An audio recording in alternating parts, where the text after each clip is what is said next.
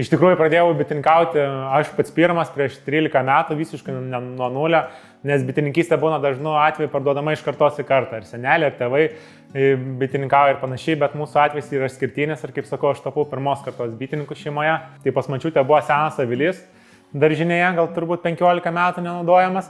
Jį pasiėmiau, atsimą, persidažiau ryškiai geltoną spalvą ir pastačiau ten kitai pusį kelio sode.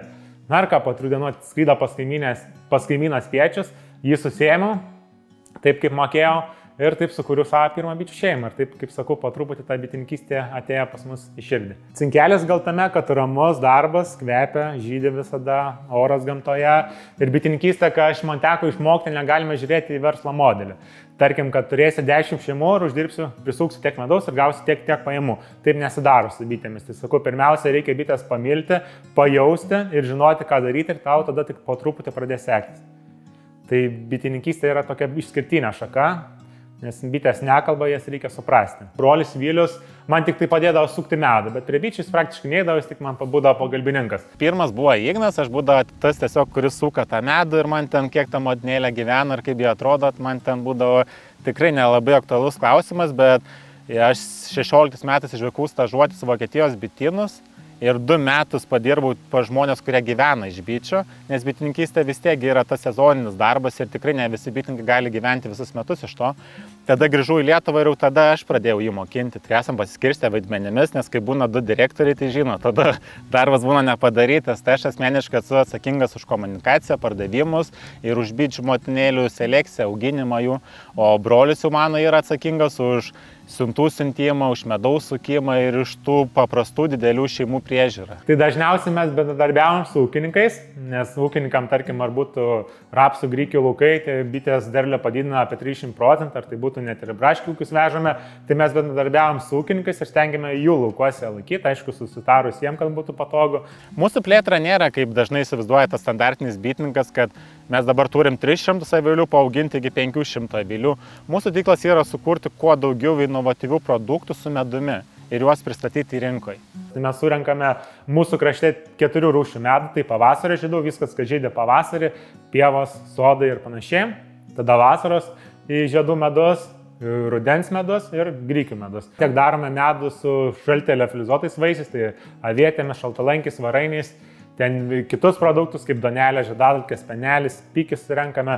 Dabar turime naujus produktus, tai guminukai su medumi.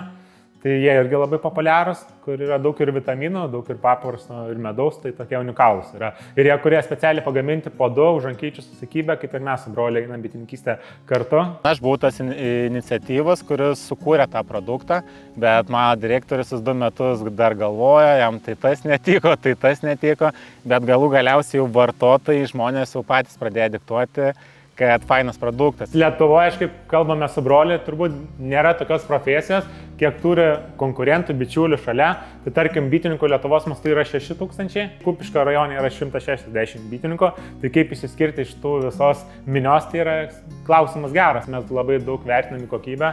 Įrangoje pačioj tą kokybę, aišku, žiniose bitininkystėse, manau, kai vartoja mūsų medų klientai, visada gali susipažinti, yra trumpa istorija ant stiklainio, kas už to stiklainio stovi per žmonės, kas įdeda tą meilę tam bitėms. Mūsų vizija visada yra natūralumas, produkcija keliauja mūsų po visą pasaulį, mūsų bičių sukurti darbai įteikti netokiem atstovam kaip arabų šeikams ir Lietuvos prezidentui, o mūsų gaminiai būna pristatomi NATO viršūnių susitikimuose.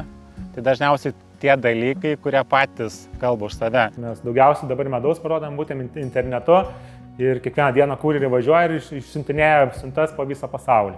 Bitininkystė labai prisideda prie gamtos išsaugojimo ir išpuoselėjimo, nes turbūt daug kas žino, kad nebeliktų jokių bičių ir kitų apdulkintojų, tai pasaulyje nebeliktų apie 80% visų vaisių ir daržovių, nes bitė apdulkina augalą, padidina derlių, kokybę ir panašiai. Mes pasirinkome bitininkauti su ramiom bitėm, kad nereikėtų vasarą prie 300 laipsnių temperatūros ir tiesioginių saulės spindulių turėti kepurę, skafandrą ir visus kitus aprangus, tiesiog eiti paprastai, kad galėtume, kadangi daug edukacijų vedame, tai kad galėtume vaikus parodyti prie bičių, supažinti, kad nėra taip jau tas pavojus prie bičių ir panašiai, tai mums tas labiausiai žavėjo.